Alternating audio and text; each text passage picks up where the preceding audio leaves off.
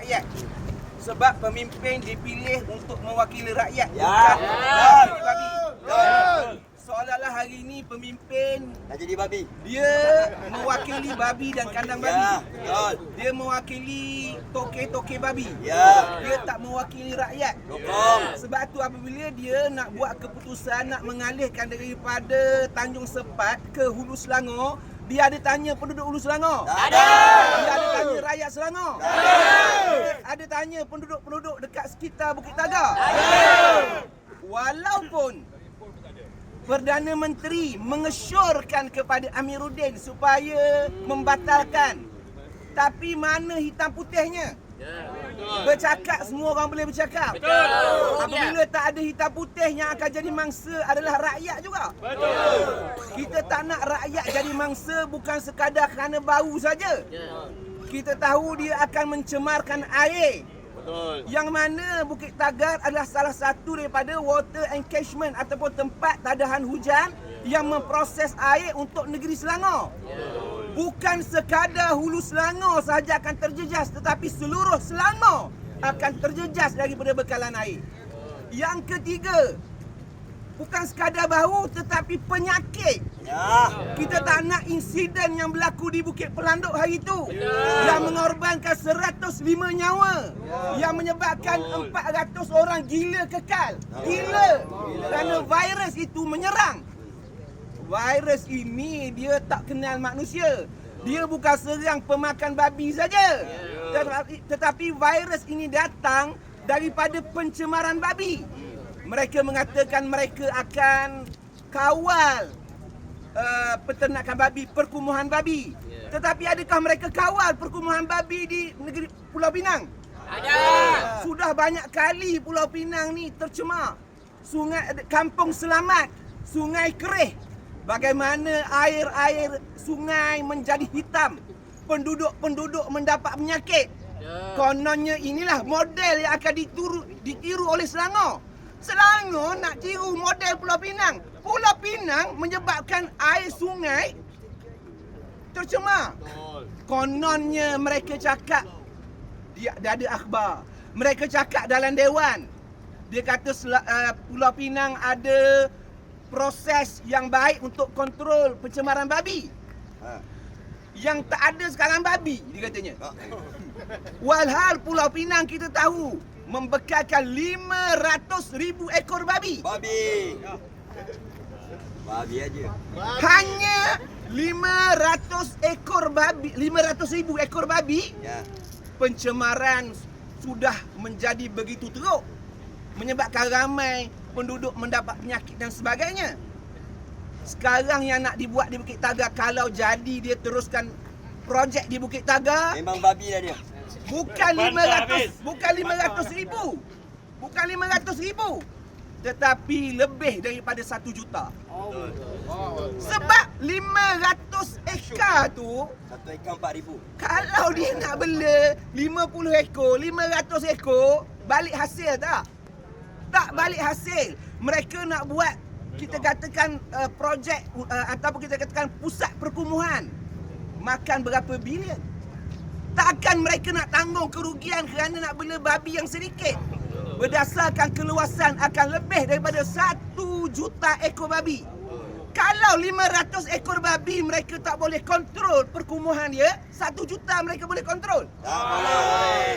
Jadi janganlah kerana pemakan babi yang tak ramai duduk di Hulu Selangor ni, rakyat Hulu Selangor menjadi mangsa. Betul. Babi.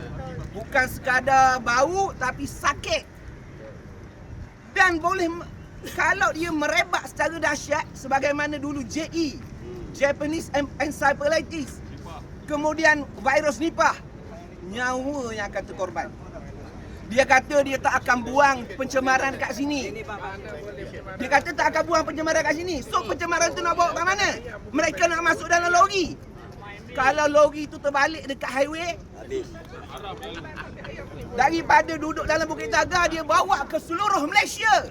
Kuman babi ni akan cemar rakyat satu Malaysia. Jadi pada hari ini kita menyatakan pendirian kita bukan sekadar bincang bagaimana nak uruskan babi, tapi kena batalkan ladang babi di Bukit Tagar, bahkan mana-mana perancangan yang nak buat peladangan babi ni di mana-mana negeri Selangor tidak boleh diberi kelulusan melainkan di kawasan majoriti pemakan babi. Betul. Macam cadangan kata kalau betul nak buatlah dekat Pulau Ketam. Dekat Pulau Ketam tu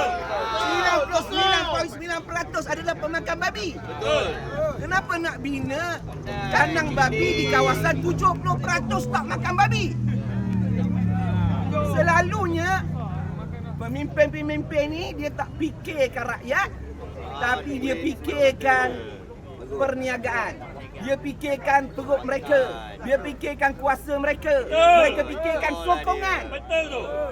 Sebab mereka rasakan bahawa mereka dapat kuasa hari ini kerana sokongan DAP. Mereka ingat DAP, kerana DAP lah mereka berkuasa. Maka dengan sebab itu mereka ikut saja telunjuk DAP. Akan bayar aku dulu. Tapi cuba tuan-tuan bayangkan, ada tak satu pemimpin DAP bercakap pasal babi? Pandai mereka ni. Mereka gunakan minion-minion. Mereka gunakan barua-barua bercakap bagi pihak babi. Tetapi yang pemakan babi tak bercakap. Pemimpin yang nak bawa babi ni pun tak bercakap. Yang bercakap adalah barua-barua mereka. Yang sama kulit dengan kita. Yang sama agama dengan kita. Tapi seolah-olah babi ni menjadi agenda utama mereka. Betul. Jadi kita yang pertama sekali, kita buat bantahan. Kita bagi kesedaran kepada rakyat supaya rakyat bangkit, tolak ladang babi. Tolak, tolak. Tolak, tolak. Tolak ladang babi. Tolak ladang babi. Tolak, tolak. Tolak, tolak. Pemimpin sokong babi. Pemimpin sokong babi. Tolak, tolak. Tolak, tolak. Pemimpin sokong babi. Pemimpin sokong babi. Tolak, tolak. Tolak, tolak. Pemimpin sokong babi. Pemimpin sokong babi. Akhirnya tuan-tuan, akhirnya saya nak nyatakan bahawa kalau sekiranya kerajaan ini berdegil untuk meneruskan ladang babi di mana-mana kawasan majoriti umat Islam, kawasan majoriti tak makan babi, kita akan bawa perkara ini ke mahkamah. Kita kena bawa perkara ini ke mahkamah. Rakyat Hulu Selangor kena bangkit. Mungkin rakyat Hulu Selangor seumpama rakyat Sabah menunjukkan bahawa di Sabah DAP ditolak. Hari ini rakyat Selangor pula kena tunjuk contoh bahawa pemimpin-pemimpin penyokong babi dan pemimpin yang makan babi ini tidak boleh dipilih untuk terus memimpin negeri Selangor. Kalau tak, rakyat Selangor akan jadi mangsa. Takbir! Takbir! Takbir! Wabillahi taufiq wal hidayah. Wassalamualaikum warahmatullahi wabarakatuh.